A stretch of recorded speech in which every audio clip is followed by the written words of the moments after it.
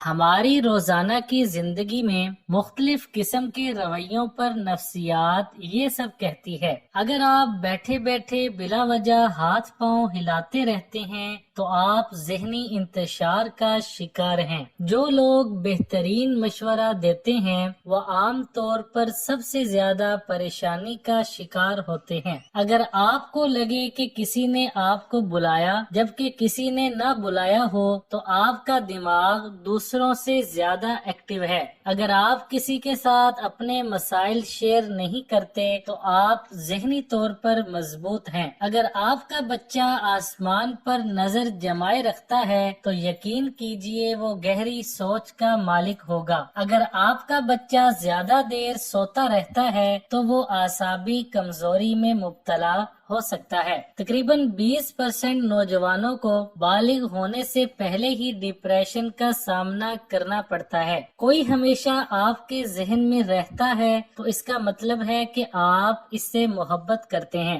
بہت سے نوجوان جو 8 سے 9 گھنٹے سے کم سوتے ہیں وہ چڑچڑاپن اور یہاں تک کہ ڈپریشن کا شکار ہوتے ہیں۔ نفسیات کہتی ہے کہ اگر کوئی شخص اینک پہنتا ہے تو وہ ذہین ہوتا ہے۔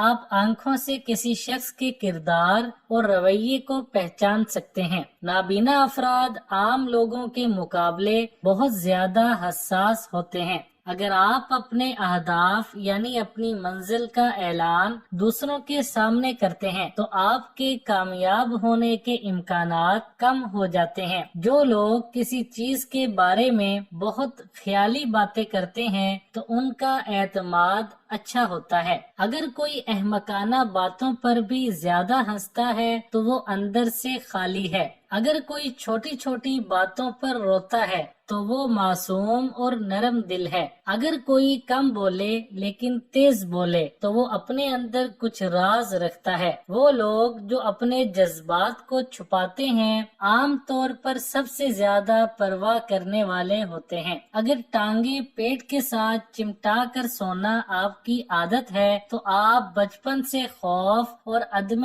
توجہ کا شکار رہے ہیں۔ نفسیات کہتی ہیں کہ مزاج میں فوری تبدیلی کا مطلب ہے کہ آپ کسی کو یاد کر رہے ہیں۔ نوجوانوں میں خود پر کنٹرول کم ہوتا ہے۔ وہ انتہائی جذباتی ہوتے ہیں۔ جذباتی لوگوں کی آنکھیں نم ہو جاتی ہیں جبکہ ان کے خواب پورے ہوتے ہیں۔ اگر آپ ناک میں انگلی ڈالنے کے عادی ہیں تو آپ کسی نفسیاتی الجھن کا شکار ہیں۔ اگر آپ چلتے ہوئے پیچھے مڑ کر دیکھنے کے عادی ہیں تو آپ گھر سے ملنے والے اعتماد کی کمی کا شکار ہیں۔ جس دن آپ اپنے بالوں کو شیمپو کرتے ہیں تو اس دن آپ زیادہ خوبصورت نظر آتے ہیں۔ الٹی گنتی آپ کے دل کی دھڑکن کو تیز کرتی ہے۔ خود غرض لوگ اپنی کامیابی کے بارے میں بہت باتیں کرتے ہیں۔ رات کو جلدی نیند نہ آنے کا مطلب ہے کہ آپ کا دماغ دوسروں سے زیادہ ایکٹیو ہے، جس کو